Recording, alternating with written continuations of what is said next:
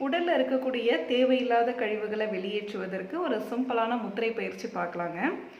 நம்மளுடைய பஞ்சபூதங்களை பொறுத்து தான் நம்மளுடைய உடலுடைய இயக்க நிலை இருக்கு அப்படிங்கிறது நம்ம பல வீடியோவில் பேசிட்டோம். சரிங்களா? இப்போ அந்த பஞ்சபூதங்களை சமப்படுத்தி நம்மளுடைய உடலில் இருக்கக்கூடிய டாக்ஸின்ஸை எப்படி நம்ம ரிமூவ் பண்ணுறது அப்படிங்கிறத பார்க்கலாம். கழிவுகள் அப்படிங்கிறது நான் ஆரோக்கியமான உணவு தான் சாப்பிட்றேன்னு சொல்கிறவங்களுக்கும் உருவாகும். அதே மாதிரி நான் ரொம்ப மோசமான உணவு பழக்கத்தில் இருக்கேன்னு சொல்கிறவங்களுக்கும் உருவாகும். இப்போது மோசமான உணவு பழக்கம் இருக்கிறவங்க அதிகப்படியான கழிவுகளை உடம்புல சேர்த்து வச்சுக்குவாங்க. அதே மாதிரி நல்ல உணவு பழக்கத்தில் இருக்கவங்க மேலோட்டமான கழிவுகளை சேர்த்து வச்சுக்குவாங்க. அப்போது கழிவுகளை வெளியேற்றுவதற்கு உணவு முறைகள் எப்படி இருந்தாலும் கழிவுமுறைகள் வெளியேறுவதுன்றது அவசியமான ஒன்று அப்படிங்கிறது உங்களுக்கு புரிஞ்சிருச்சு. அப்போது கழிவுகளை வெளியேற்றுறதுக்கு நம்ம என்னென்ன செய்யலாம்? பொதுவாக மாத்திரை வாங்கி போடுறது எல்லாருடைய வழக்கமாக இருக்கும். ஆனால் ரொம்ப ஈஸியான ஒரு ப்ராசஸ் நான் இப்போ உங்களுக்கு சொல்கிறேன். ஒரு முத்திரை பார்க்கலாம். இந்த 5 விரல் இருக்கு இல்லைங்களா, 5 விரல்களை குவிச்சிருங்க. நம்ம சாப்பாடு இப்படி தான் சாப்பிடுவோம். அதே மாதிரி தான் 5 விரல் குவிச்சிருங்க. இதே மாதிரி 2 கையிலையும் 5 விரல்களைய குவிச்சு வச்சிருங்க. இதுக்கு பேர் முக்கூட்டல் முத்திரைன்னு சொல்லுவாங்க. அப்படி இல்லைன்னா சங்கல்ப முத்திரைன்னு சொல்லுவாங்க.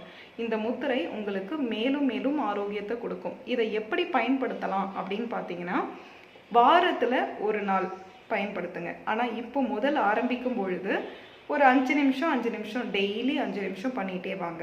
ஒரு 2 நாள் 3 நாள் கழித்து 10 நிமிஷம் ஆக்குங்க. திரும்ப ஒரு 4 நாள் 5 நாள் கழித்து 15 நிமிஷம் ஆக்குங்க. 15லேருந்து 20 நிமிஷம் வரைக்கும் இந்த முத்திரையை பண்ணணும். சரிங்களா? ஆனால் தொடர்ந்து பண்ணுங்க.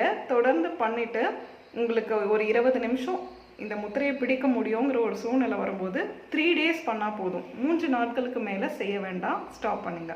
ஓகேங்களா?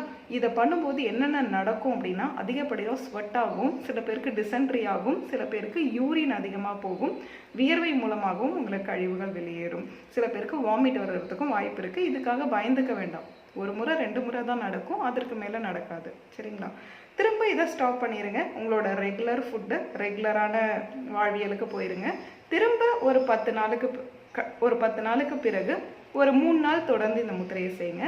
திரும்ப ஒரு கேப் எடுங்க. திரும்ப ஒரு 10 நாளைக்கு ஒரு தடவை, 3 நாளைக்கு ஒரு தடவை, 3 நாள் தொடர்ந்து இந்த முத்திரையை செஞ்சுட்டே வாங்க. 10 டேஸ்க்கு ஒன்ஸ் இல்லை 15 டேஸ்க்கு ஒன்ஸ் கூட இந்த முத்திரையை செய்யலாம். ஆனால் தொடர்ந்து 3 நாள் செஞ்சுட்டே வாங்க. உடம்புல ரியாக்ஷன்ஸ் நீங்கள் உணர முடியும். கழிவுகள் சேராமல் உங்களுடைய உடலை இது பாதுகாக்கும். அது கூடவே பஞ்சபூதங்களையும் சமப்படுத்தும், உடலை மேலும் ஆரோக்கியப்படுத்தும். பயன்படுத்தி பாருங்கள், எப்படி இருக்குன்னு சொல்லுங்கள். நன்றி.